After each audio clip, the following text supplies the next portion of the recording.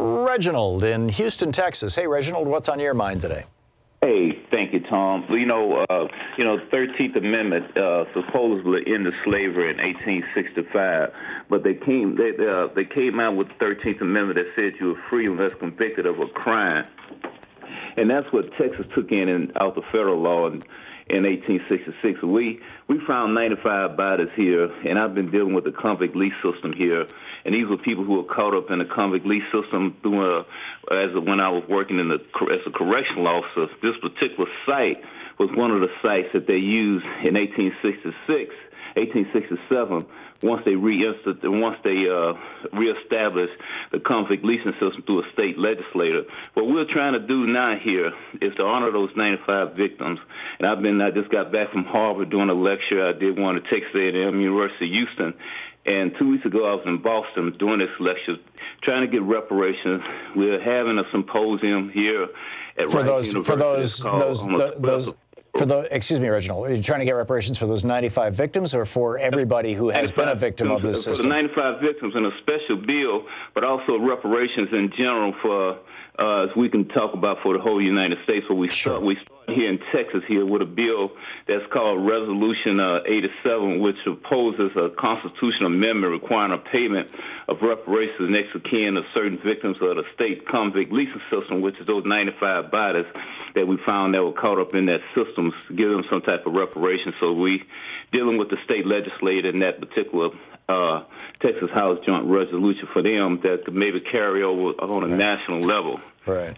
And just to put this all in a nice, neat little frame for people who might not have caught it when you first started talking about this, Reginald, when the 13th Amendment was passed that outlawed slavery, there's a giant loophole in it, and that is that basically slavery may continue to exist in what's called the penal system in the United States, and that so functionally, once you're convicted of a crime, you can be essentially sold into slavery and by the state to a private for-profit corporation. And that is happening and has been happening in Texas for over 100 years. It's been happening all over the country, frankly.